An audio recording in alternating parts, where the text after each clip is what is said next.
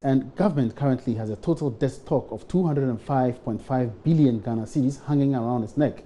The International Monetary Fund at the just ended IMF World Bank annual meetings in Washington, D.C. has cautioned government on the rising trend.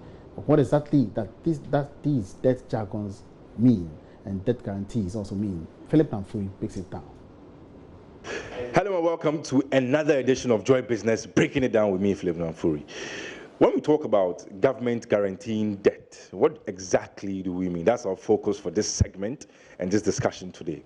Now, anytime an entity within the economy, let's call it a state-owned enterprise, whichever one you want to call it, goes out to borrow a loan, sometimes the financial institutions require them to guarantee these loans.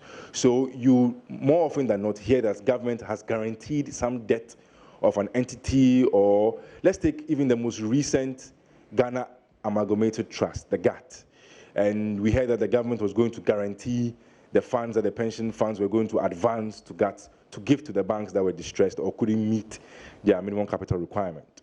Now, when government guarantees a debt, all government is saying is that if the entity, for example, Philip is an entity going to borrow from a financial institution, and the financial institution requires me to guarantee that debt, government will come in and take that up. So that if I fail to pay, government will step in and make that payment to the entity. Now, some argue that when government guarantees a lot of debt in the economy, it feeds into our public debt, which stands at about 205 billion Ghana cedis plus. Now, you may be wondering what the difference between a collateral and a guarantee is. Let me try and make it a bit simple. A collateral is a good or an asset which you would advance towards a debt that you have failed to pay. So let's assume I go to a bank.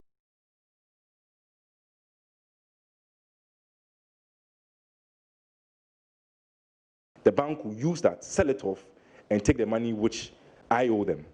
But a guarantee, more or less, is if I sign in a document and I say, okay, so my colleague Karen Dodo has taken a loan, I, Philip Namfuri, I am signing.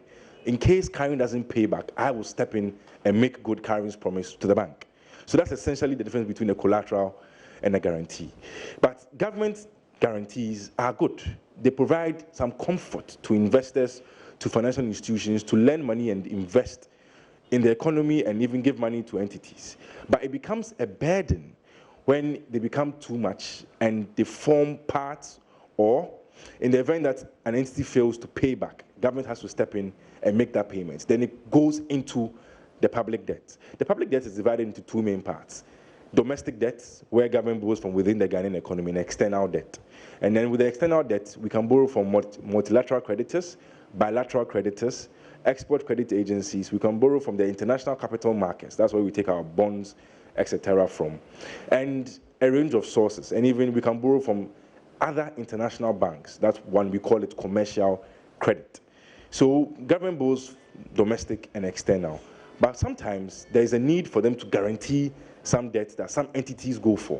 And that's when government will step in, literally, and do this guarantee for them. So government guarantees, yes, necessary, but if we don't watch it properly, it may go out of hand, feed into our public debt, and which will obviously affect you and I in the long run, because when we have a lot of debt, a lot of our revenue goes into paying back these debts, leaving very little for capital expenditure, the tangible infrastructure projects we so desire to see. So that's essentially it for today's edition of Joy Business, breaking it down. Have a good one. Bye.